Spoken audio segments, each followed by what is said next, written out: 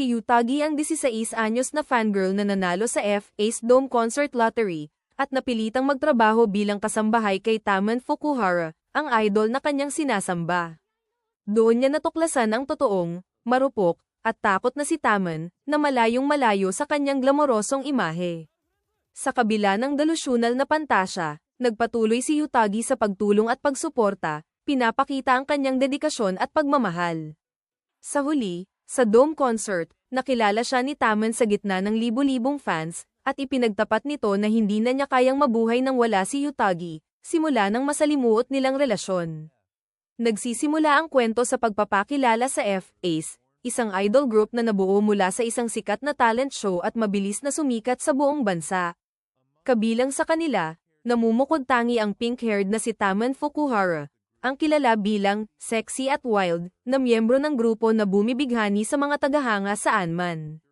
Sa isang performance segment na inialay para sa mga girlfriend sa buong bansa, halos matulala si Yutagi Kinashite sa close-up pa lamang ni Taman, isang debotong fan na taimtim na naniniwalang sapat na ang mukha ni Taman para bigyan siya ng lakas ng loob na mabuhay sa loob ng maraming taon. Si Yutagi ay isang 16 anyos na high school student na kilala sa kanilang bahay dahil sa matindi niyang pagkahumaling sa idols. Para sa kanyang mga magulang, ang hilig niya ay inosente at nakakaaliw lamang. Para sa nakababatang kapatid niyang si Komar, nakakatakot ito, habang minamaliit naman ng nakababatang kapatid na lalaki na si Yamato ang kanyang debosyon, dahil naniniwala siyang mas praktikal ang pagtuon sa pag-aaral, lalo na't ni minsan ay hindi pa niya personal na nakikilala si Taman. Ngunit para kay Yutagi, si Taman ay hindi lang isang idol, siya ang kanyang emosyonal na sandigan, isang taong sa paniniwala niya ay kayang iligtas ang mundo gamit lamang ang kanyang ngiti. Ang kanyang kwarto ay puno ng maingat na inayos na merchandise, at para sa kanya, halos imposible ang antas ng kagwapuhan ni Taman para sa isang high school senior. Ang karisma nito, husay sa pagsayaw, at presensya sa entablado ay tila ginagawa siyang parang isang Diyos sa paningin ni Yutagi. Mas lalo pang lumalim ang paghanga niya nang maalala niya ang mga sinabi ni Taman 2 taon na ang nakalipas sa talent show, kung saan sinabi nitong nais niyang mapasaya ang buong mundo. Naputol ang alaala nang makatanggap siya ng isang notification, ang resulta ng napakahigpit na F-Ace Dome Concert Lottery. Sa kabila ng napakaliit na tsansa, nanalo si Yutagi, dahilan upang siya'y mabigla at mapuno ng labis na tuwa. Hindi nagtagal, nakatanggap si Yutagi ng tawag mula sa kanyang part-time na trabaho bilang kasambahay. Ang kanyang supervisor na si MS, Toda ay na-hospital dahil sa appendicitis, at hiniling kay Yutagi na siya muna ang pumalit sa kliyente nito. Agad siyang pumayag, lalo na't kailangan niya ng pera para masuportahan ang kanyang pagiging fan ng idol. Ngunit nang makita niya ang pangalan ng kliyente, Taman Fukuhara, sandali siyang nalubog sa isang delusyonal na pantasya, bago mabilis itong isantabi bilang isang imposibleng bagay. Nababasag ang ilusyon nang pumasok si Yutagi sa isang maruming apartment at makita ang totoong Taman na nakapulupot sa isang sulok, nagtatago sa loob ng hoodie. Ang pribadong Taman na ito ay malayang malayo sa kanyang imahe sa publiko. Siya'y malungkot, balisa, at halatang nayanig sa presensya ni Yutagi, takot na siya'y husgahan, pagtawanan sa internet, o ibunyag ang tunay niyang sarili sa mga tagahanga. Umiikot ang kanyang isipan sa paranoia at matinding pagkapuot sa sarili, iniisip ang pagtataksil, karahasan, at umaabot pa sa pagnanais na sana'y hindi na lang siya ipinanganak. Habang nasasaksihan ang kanyang pagbagsak, nahihirapan si Yutagi na pagsamahin sa isip ang marupok na lalaking ito at ang maningning na idol na kanyang sinasamba. Sinusubukan niyang ipaliwanag ang kalagayan nito bilang simpleng pagod dahil sa abalang schedule, ngunit natataranta sa ideyang maaaring magretiro si Taman dahil sa matinding mental na pagod. Hindi na niya napigilan ang sarili at inamin niyang matagal na siyang tapat na fan mula pa noong talent show, at sinabi niyang masaya siyang ipinanganak si Taman at pinili nitong maging isang mang-aawit. Humingi ng paumanhin si Taman, kumbinsidong winasak na niya ang imahe na mayroon si Yutagi tungkol sa kanya at naniniwalang ang isang taong tulad niya ay hindi karapat-dapat magkaroon ng mga tagahanga. Ito ang ikinagalit ni Yutagi. Inakusahan niya si Taman na minamaliit ang debosyon ng kanyang mga taga-suporta at sumabog sa isang madamdamin at halos delusyonal na talumpati. Idineklara si Taman bilang isang Diyos, isang anghel at sugo ng pag-ibig na ipinadala sa mundo para sa mga dalagang babae. Kahit pa siya ang tunay na Taman, hindi niya matatanggap na maliitin nito ang pagmamahal na ibinibigay ng mga tagahanga. Sa kanilang pag-uusap, nabunyag na ang masayahing personalidad ni Taman ay likha ng kanyang agency. Gayunpaman, totoo ang hangarin niyang mapasaya ang mga tao, isang layuning hango sa taong hinahangaan niya. Naalala ni Yutagi ang mga salita ni Taman mula sa talent show at iginiit na kahit pabahagi lamang ng kanyang kasiyahan ng isang pagganap, totoo at taos-puso ang kanyang mga intensyon. Ngunit sumalpok ang kanyang mga salita sa alaala ng manager ni Taman na paulit-ulit siyang sinabihang itago ang tunay niyang sarili, lalo pang pinatibay ang kanyang takot at kawalan ng tiwala, hindi lamang sa iba kundi pati sa sarili niya. Inamin niya na gusto niyang mawala at magtago sa isang liblib na lugar, malayo sa lahat ng tao. Hindi pumayag si Yutagi na basta nalang sumuko si Taman. Kung hindi man niya kayang maniwala sa sarili niya, ipinangako ni Yutagi na patuloy siyang susuportahan hanggang sa magawa niya ito. Mula noon, may lamang niya itong tinawag na Mr. Gloomy-Hara. Muling ipinakilala ng kwento ang lahat ng miyembro ng F-Ace sa pamamagitan ng kanilang mga YouTube introduction, na lalo pang binigyang diin ang matinding kaibahan ni Taman sa pagitan ng kanyang pampublikong imahe at pribadong sarili.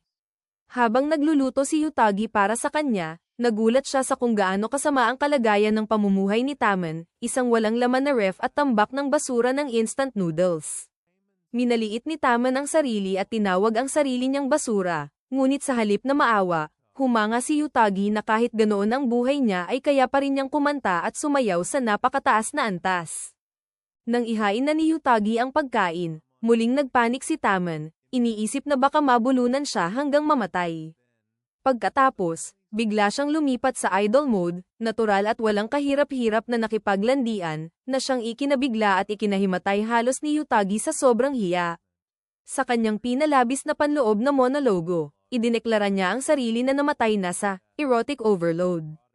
Ang biglaang pagbabago ng ugali ni Taman ay yumanig sa kanilang dalawa, at ipinaliwanag ni Taman na dahil sa matinding pagod, naging hindi na matatag ang kanyang switch. Siya'y nag-hyperventilate at tuluyang bumagsak. Sa kabila ng lahat, napagtanto ni Yutagi kung gaano kalaking pagsisikap ang ibinubuhos ni Taman para matugunan ang inaasahan ng kanyang mga tagahanga. Pinakain niya ito ng hapunan, at kalaunan ay nakita niya si Taman sa isang palabas sa TV na nagbibiro tungkol sa malalakas na pheromones, na palihim palang sanhi ng kanyang luto, na ikinahiya ni Taman nang ipaalala niya ito.